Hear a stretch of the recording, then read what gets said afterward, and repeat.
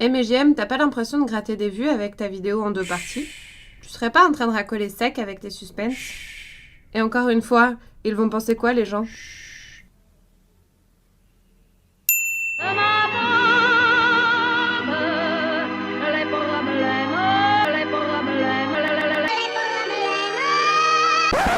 Laissez-moi vous présenter Anne Sofru. Salut les sur le causé. Alors si je devais vous décrire Anne Sofru en un seul mot, ce serait intolérance. C'est bizarre, j'aurais dit autre chose moi.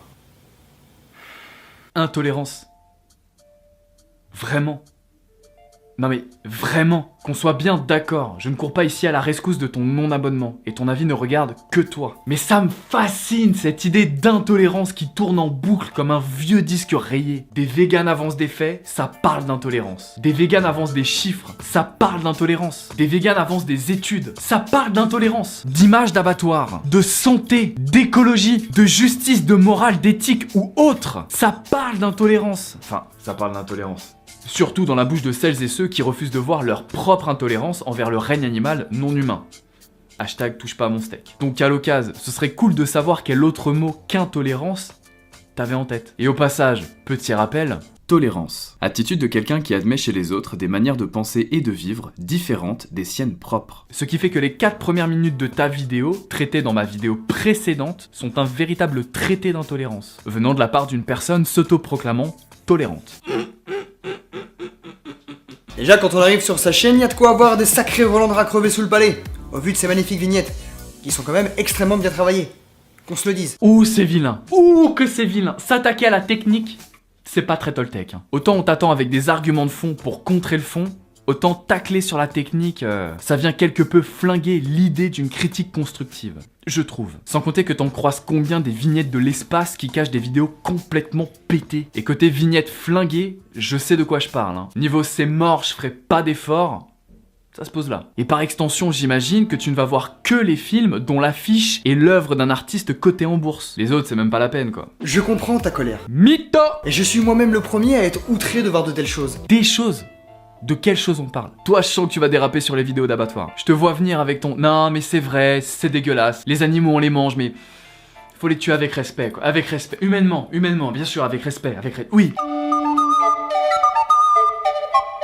Et les gens qui maltraitent les animaux dans ces camps de concentration, comme tu dis, devraient se faire éclater la race sur la place publique. Hey, c'est faux! Alors, définition de maltraitance. Mauvais traitement envers une catégorie de personnes. Est-ce que la mise à mort inutile d'un animal qui ne demandait qu'à vivre, qui entre autres est le fruit d'une reproduction sous la contrainte au sein même d'une exploitation, n'ayant connu que souffrance tout au long de sa misérable vie, le tout pour un simple plaisir gustatif égoïste de 10 minutes, peut être considéré comme un mauvais traitement?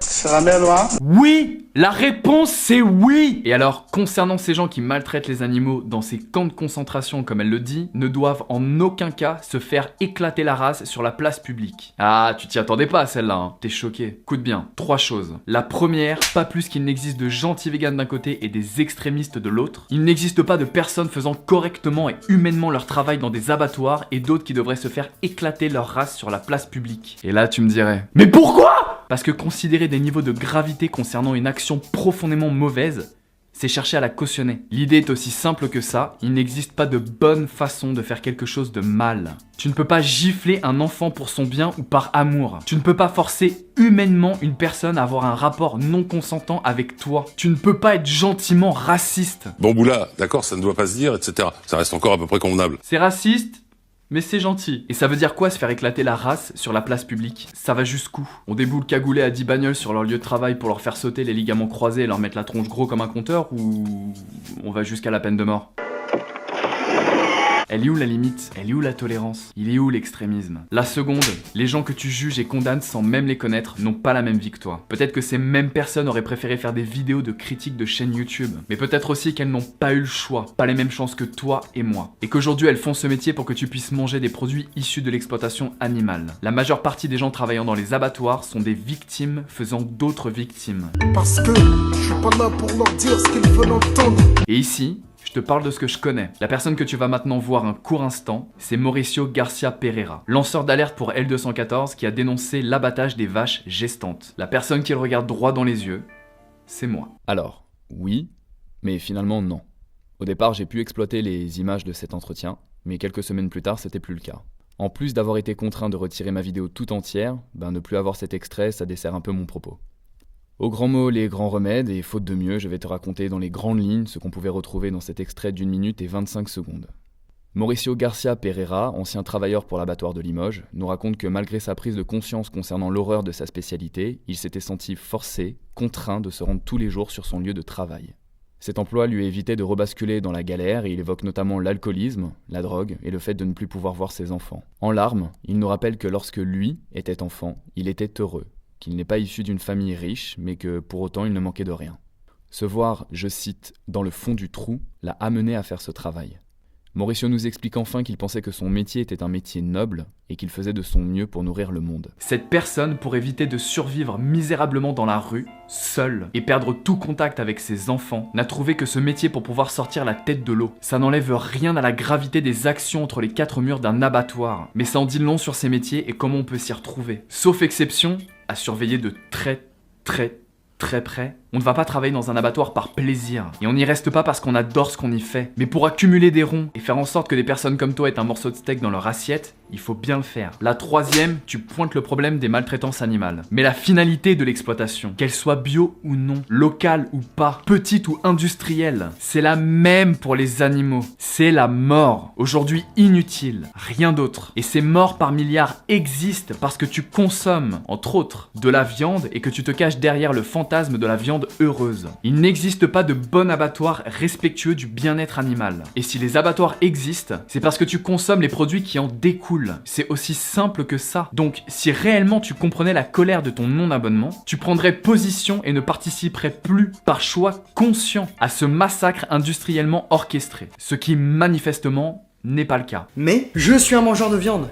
et quand je vais faire mes courses et que je prends mon petit steak haché des familles, je ne lui ai rien fait physiquement à cette pauvre bête. Faux! Si tu penses n'avoir rien fait physiquement à cette pauvre bête, c'est parce que tu t'arranges pour ne pas voir que le billet que tu dépenses pour un morceau de bidoche sert à payer la personne qui tuera pour toi. Ah mais c'est pas moi! C'est pas moi, c'est lui! Chaque bifton dépensé dans cette industrie de la mort organisée est un coup de schlass dans la carotide, dans le meilleur des cas. D'un être qui ne demandait qu'à vivre et dont la consommation de sa chair ne nous est en rien vitale. Ce n'est pas parce que tu te retrouves en bout de chaîne que ça te retire toute responsabilité. Tu crois qu'il arrive comment dans les rayons ton petit Steak caché des familles? Mister Troll, laisse-moi te présenter la chose autrement. Prenons l'exemple du lait. Entre les industriels fournissant les infrastructures et outils nécessaires à l'exploitation animale, les entreprises qui fournissent la bouffe pour nourrir les animaux, l'industrie pharmaceutique qui débarquent en renfort à grands coups d'antibiotiques, les vétérinaires pour le suivi et les injections en tout genre, les éleveurs qui aiment leurs animaux, les subventions de l'État sans lesquelles ce secteur serait déjà mort et enterré, les chauffeurs-livreurs qui transportent le lait pour les industries laitières, quand c'est pas pour des veaux-mâles inutiles dans la production de lait et les vaches réformées vers les abattoirs, les hypermarchés qui accumulent les litrons et autres produits en contenant, les lobbies du secteur et leurs vagues de propagande, la publicité au service du mensonge, et toi. Liste non exhaustive. Si le moindre maillon de cette joyeuse chaîne de l'exploitation des vaches laitières venait à disparaître, qu'est-ce qu'il en resterait? Réponse. Rien. Donc d'après toi, qui est finalement responsable? C'est ça. Tout le monde, de force ou de gré, consciemment ou non. Tu le vois le problème de la déconnexion entre le morceau de bidoche qui se retrouve dans ton assiette et toute l'horreur nécessaire pour le produire. Sans parler de cet argument qui n'en a que le nom. C'est pas moi, c'est les autres. Les autres. Ouais mais toi aussi. Surtout toi d'ailleurs. Qu'elle a été tuée dans le respect des traditions comanches ou maltraitée dans un abattoir, je ne fais que prendre cette viande dans mon rayon. On vient de voir que non, mais j'ajouterais... Quand on pense qu'il suffirait que les gens arrêtent de les acheter pour que ça se vende plus. Quelle misère. Et c'est pour ce principe-là que des gens comme moi ne comprennent pas votre rage envers nous, les consommateurs lambda. Arrête de jouer la victime. Même si je ne suis pas totalement d'accord avec cette idée, et malgré le fait qu'il existe pour sûr des végans qui manquent terriblement de diplomatie, on rappellera au passage que ces personnes sont des êtres humains avant même d'être véganes, donc merci d'y aller mollo sur les raccourcis. Mais je vais quand même aller dans ton sens, Totox. Ouais! Et je vais donc profiter de cette vidéo réponse pour annoncer un prochain format qui s'appelle « Pourquoi ? parce que, qui aura pour but de revenir sur ce qu'est le véganisme, ce qu'il combat et tout ce qui gravite autour de près comme de loin. Comme ça, vous arrêterez de pleurer et nous on arrêtera de boire vos larmes. Un teaser, un extrait. Mais pourquoi demander un extrait quand tu peux avoir tout l'épisode en entier? En accéléré. Mais en entier. Quoi? J'utilise ton nom pour faire la promotion de ma chaîne et d'un prochain format? Non, mec, t'es beaucoup trop mal placé. Non. Qui possède aussi certainement des animaux de compagnie, qu'on chérit tendrement tous les jours. Le spécisme, la dissonance cognitive. La dissonance cognitive, le spécisme. Je t'ai mis un lien en description, si tu comptes y jeter un œil, ça se lit avec de l'aspirine pas trop loin. Mets ton ego de côté, ça va secouer. Bonne chance. Maintenant que ce petit message est passé, voyons ce que tu nous proposes en profondeur. Sur ta chaîne, il y a quelque chose qui me frappe de suite. C'est ta façon de pointer les gens du doigt sur leur façon de s'alimenter comme ça. Comme s'ils étaient des merdes, ou responsables de toute cette misère animalière. Petite rectification, pas uniquement à cause de leur façon de s'alimenter. 1000 milliards d'animaux tués par an et pour rien, une agriculture qui représenterait 16,5% des gaz à effet de serre dans le monde selon la FAO. La 6ème extinction de masse qui serait en cours est largement causée par les actions néfastes de l'humanité. Et ça, c'est uniquement pour rester dans les grandes lignes. Mais tu remarqueras que tout converge vers la misère animalière, dans laquelle tu peux toutes et tous nous inclure, nous, les êtres humains. Eh ouais ma gueule, un bout de steak ça coûte cher. Très cher. À chaque fois que tu en manges un morceau, tu scies la branche sur laquelle toi et moi nous sommes assis. Et quand je dis nous, je parle du vivant dans ce qu'il a de plus global. Tu nous entraînes toutes et tous vers le fond et tu nous cannes à grand feu. Et merci de ne pas comprendre ce que je n'ai pas dit, moi aussi je fais des erreurs. Plein. Mais lorsqu'on me les pointe du doigt, j'agis en conséquence. Je viens pas jouer ma victime en disant que C'est pas moi, c'est les autres. tout ça pour un Petit steak caché des familles. Ici je saute l'extrait de ton non-abonnement, on jump directement à ta réponse. Déjà, rien que le début, j'ai envie de dire agaçante sur 20. Y'a des bifs qui se perdent. Bah non, elle est végane. Donc Oh, la génération bigard. Cette chier de beaufs sexistes qui pensent encore faire de l'esprit avec des blagues pareilles. Oh, t'es vegan, tu peux pas sucer des bites. Oh, t'es vegan, tu peux pas bouffer de clito. Oh, vous êtes vegan, vous pouvez pas vous bouffer le cul. Oh, comment ta mère elle aurait mieux fait de t'avaler. Et arrête de parler de sécrétion animale quand il s'agit de nourriture issue d'animaux. C'est ultra dégueu. Et Dieu sait à quel point il en faut pour me dégoûter. Mais ça me fait penser à ta vidéo là où tu montres ta mère manger des menstruations de poule. Laissons Dieu en dehors de ça. Tu veux? Ici sont nommées sécrétions animales, ce qui s'avère être des sécrétions animales. Rien d'autre. Le jaune d'œuf est un ovule de poule. Il est contenu dans un œuf qui sort par ce qu'on appelle un cloaque. Le cloaque est une ouverture postérieure qui sert de seul orifice pour les voies intestinales, urinaires et génitales. Autrement dit, une poule pèse, pisse et chie par le même trou, et tu bouffes ses ovules. Il en est de même concernant le lait. C'est un liquide généralement blanchâtre produit par des glandes mammaires de mammifères femelles. Il a un double intérêt, apport nutritif et transmission d'anticorps de la mère au nouveau-né. Autrement dit, tu bois le lait d'une autre espèce à base d'antibiotiques et d'anticorps de vache. Et fait encore plus étonnant, tu en consommes jusqu'à la fin de ta vie, ce qui n'est pas le cas d'un veau ou de tout autre mammifère. Enfin, pour le miel, il est produit par les abeilles à partir du nectar des fleurs ou du miella. Les abeilles butineuses les absorbent, les stockent dans leur jabot, puis le régurgitent à une autre abeille, qui à son tour va le stocker dans son jabot et le régurgiter. Autrement dit, tu bouffes de la gerbe. Est-ce que tu commences à entrevoir toute la complexité de la sémantique et comment une équipe de marketing peut te la faire bouffer? Les termes que j'adopte ici font moins rêver. Je te l'accorde. Mais ils se rapprochent beaucoup plus de la réalité. Et tant qu'on y est, creusons un peu plus. Sais-tu ce que signifie à l'origine le mot viande? Tu vas voir, c'est pas mal. Le mot viande vient du latin vivanda, devenu en latin tardif vivanda, forme adjective neutre du verbe vivere, signifiant ce qui sert à la vie. Ce qui sert à la vie. Donc ce mot désignait à l'origine toute la bouffe dans sa globalité, pour finalement ne renvoyer aujourd'hui qu'à la bidoche. Ce qui sert à la vie, protéines, viande, donc bien obligé d'en consommer, oui. Ah ouais. Et je dis pas ici qu'il y a un lien de cause à effet, je dis que si c'est un hasard, il est quelque peu original. Cette vidéo n'est qu'humiliation et foutage de gueule puissance 1000. C'est un peu con pour quelqu'un qui veut faire passer un message. C'est pas ce que t'es en train de faire. Non, bah quand même. En plus d'être chiant, c'est mal monté. Et s'il n'y avait que le montage, même le cadrage sur la plupart de tes vidéos est à la zob. Comme cette vidéo par exemple. Salut les solucosés, c'est Anso Oui. Ton crâne est coupé. Alors, aujourd'hui, je reviens dans une nouvelle vidéo en réponse à ma dernière vidéo. Ton crâne est putain de coupé. Oui, y en a marre. Changez vos habitudes alimentaires. Voyez la sincérité dans mon regard. Ah, je suis désolé, c'est pas super pratique, putain. On avait dit pas la technique. Mais j'ai beaucoup ri. Pause! Par pure curiosité, je viens de cliquer sur une de tes dernières vidéos. Mec, t'es encore plus blanc qu'une merde de laitier. Mollo sur la lumière et l'étalonnage, ma gueule. Ce point technique vous était présenté par les éditions Talion. Pour faire court dans cette vidéo, si elle vous domine tous, c'est parce qu'elle mange mieux que vous.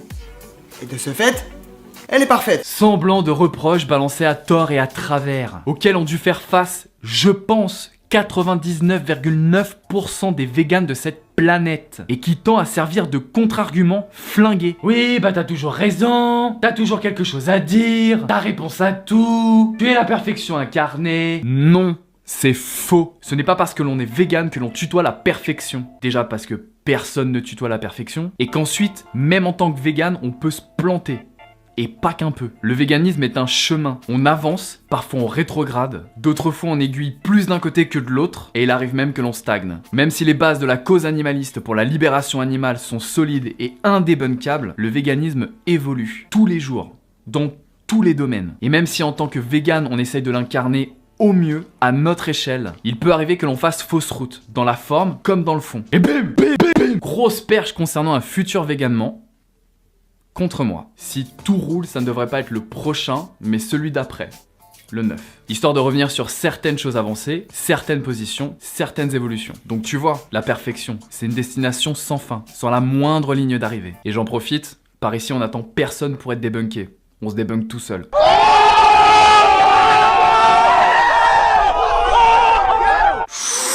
Ça tisse sec, ça tisse. Alors non, hein, je me passerais bien de te bouffer ce soir. J'essaie moi-même de faire attention, hein. Je le prends pas personnellement. Si jamais l'envie de te souhaiter de crever d'un cancer se manifestait, elle serait inutile. Parce que c'est pas impossible que tu t'y rendes comme un grand.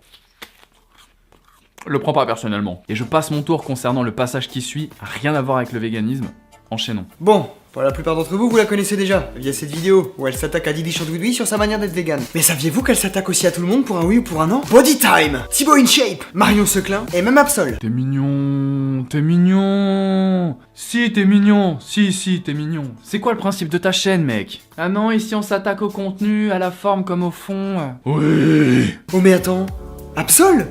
Pourquoi tu t'en es pris à Absol? Rien que pour le titre, j'ai pas envie de te respecter. Comme tous tes collègues véganes qui s'en sont pris à lui d'ailleurs. Bah... T'as pas envie de me respecter? Et je vais rebondir là-dessus, je parlerai à titre personnel. Je ne m'en suis pas pris à lui, ma vidéo n'avait pour vocation que de tourner ses propos en absurde, même si pour le coup il avait pas vraiment besoin de moi. La fin de ma vidéo réponse, il me semble, est plutôt explicite. C'est dingue ça. T'as un mec qui mange de la viande et qui explique qu'il essaie de changer parce qu'à cause de tout ça, ça lui fait prendre conscience que c'est pas supra cool, mais ça suffit pas, parce qu'il est pas vegan à 100%. Même si le mec essaye de faire des efforts, c'est toujours pas assez. Bon, je vais pas te la faire ritournelle, on va se la faire courte. Tu ne vois pas le problème dans le fait de dénoncer une chose à laquelle tu participes. Tu ne vois pas l'absurde dans le fait de t'ériger en défenseur d'une cause alors que tu es en partie responsable du problème. Il a tenté d'envoyer un scud dans la mare, manque de bol, il se l'est remangé en pleine gueule. Show that knight who's boss. Ça t'évoque quoi, Marine Le Pen qui s'érige en tant qu'anti-système? Que l'entreprise Total joue les écologistes? Que McDonald's insiste sur l'équilibre nutritionnel? Que Christophe Maé soit fait chevalier des lettres et des arts? Elle est où la douille? Elle est où? C'est fabuleux ça. On vous met votre nez dans votre caca et vous trouvez le moyen d'y faire des bulles. C'est pas une histoire d'être 100% vegan. C'est juste qu'il y en a qui ont l'emballage mais pas le contenu quoi. Justice pour les animaux, sauf 2 fois par semaine. Hein? Où la douille, elle est où? Et encore une fois, malgré son message bancal, le plein de bonnes ondes à Absol, pour qu'il parvienne à comprendre l'importance de l'adéquation entre son message et ses actes. Et ce, même si le véganisme c'est pas naturel. Je vous demande de vous arrêter. Alors quoi? Qu'il nique sa mère? C'est ça le message? Il a pas dit bonjour. Nope. Ça, c'est ce que tu préfères entendre quand tu es confronté à des idées qui viennent te bousculer. Toujours plus facile de voir des mains tendues comme étant des mains dans la gueule. Ça permet de se positionner en tant que victime et d'éviter le problème dont il est question. Ici, le spécisme. Et laissons les mères de côté si tu veux bien, ils y sont pour rien. Ma petite salade de fruits? Oui, mon petit nécrophage. Remarque quand même qu'il fait des efforts pour se restreindre. Se restreindre? Mais lorsque quelque chose est catégoriquement pourrave, est-ce qu'il est préférable de se restreindre ou de clairement arrêter? Parce que dans ce cas-là, Pourquoi ne pas éduquer tes gosses à ne raqueter que 2 fois par semaine? Je veux dire, c'est toujours mieux que tous les jours, ou de frotter les culs dans le métro que de temps à autre, que ça devienne pas un automatisme, ou encore de ne fumer qu'une clope par-ci par-là, avec modération. La restriction, c'est bon. Qu'il fait appel auprès de plusieurs youtubeurs pour sensibiliser les gens sur le sujet, non? Dont la quasi-totalité sont des carnistes spécistes. En vrai, on voit bien que t'essayes de faire prendre conscience aux gens que c'est mal, et que ça te tient à cœur. Faudrait quand même être de mauvaise foi pour le nier. Mais le délire, c'est qu'être aussi agressive et accusatrice, bah ça t'aide pas vraiment pour faire passer ton message. Tu vas bouffer de la carotte, oui? Enculé là! Et c'est justement le problème de la plupart des véganes que j'ai eu le plaisir personnellement de croiser. Et vu que je suis encore plus con que les plus cons d'entre nous, j'ai forcément envie de vous provoquer avec de tels discours. Ou de surfer sur une vague pour te faire mousser, engrainer ta communauté et aller déféquer dans les espaces commentaires de ton non-abonnement, t'auto-proclamer tolérant par-dessus tout en prenant le libre choix de chacune et chacun et donner une énième fois une magnifique image du véganisme. Tu comprends donc maintenant tout l'intérêt de ma vidéo réponse, Totox. Anne-Sophie possède plus de 8000 abonnés. Pour pratiquement presque 2 millions de vues. Ça fait beaucoup, vous allez me dire. Mais quand on voit que la plupart de ces vidéos sont dislikées en masse, on peut pas dire que le message soit franchement bien passé. Depuis quand les dislikes valident ou non un message? Depuis quand les courants de pensée majoritaires sont inexorablement les bons? Depuis quand le plus grand nombre a forcément raison? Cyril Hanouna? C'est tout pour moi. Dans un monde profondément spéciste, il est logique, malheureusement, que l'antispécisme se mange de la caillasse H24. Vegan, caillou, wouh! Et peut-être qu'il existe des végans excédés qui perdent patience, à tort ou à raison. Parce que peu importe la forme adoptée, il arrive que leur message de fond ne passe pas. Je suis pas en train de cautionner, je suis en train de t'expliquer. Par extension, si demain une gentille personne végane venait à gentiment t'expliquer ce qu'est le gentil véganisme, quelle serait ta prochaine gentille excuse pour gentiment continuer de te baffrer de gentilles bidoches? Alors que je suis ouvert à toute discussion. Très ouvert à bien des sujets même. Pour de vrai? Vrai de vrai? Alors mettons les réponses par vidéo interposée de côté et entretenons-nous. IRL ou par écran interposé.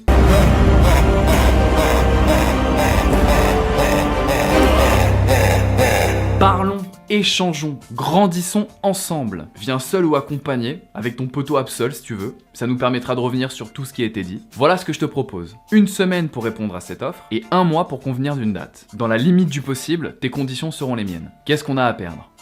Rien. Qu'est-ce qu'on risque? De grandir? À qui ça pourrait être bénéfique? Tout le monde. Enfin j'espère. Et sans offense pour tous mes amis véganes. Même si j'en ai pas beaucoup. Voire pas du tout. Oui. C'est pas faux. Tu viens gentiment d'avouer qu'il y a fort à parier que ta connaissance du véganisme ne dépasse pas les quelques lignes que tu as lues en diagonale sur les différents réseaux sociaux. Peut-être qu'une étude plus approfondie de la chose t'aurait permis de comprendre ce qu'était le véganisme et par extension ton non-abonnement. Et éviter de t'acharner sur lui, avec tolérance, pour en faire un cas d'étude. Mais je respecte votre combat et vous encourage dans votre démarche. Mais soyez pas aussi extrême. Ça donne pas envie de vous écouter. J'ai un vrai doute concernant ton respect envers notre combat, qui devrait aussi être le tien. Et pense à te remettre en cause concernant l'extrémisme. Demande-toi d'où il vient. Aussi, désolé pour la gêne occasionnée, on essaye de changer le monde. En mieux. À la prochaine pour la suite de mes chers abonnements. Moi j'ai une raclette des familles qui m'attend. Ciao. Et peut-être une bonne ostéoporose doublée d'un cancer colorectal, véganement.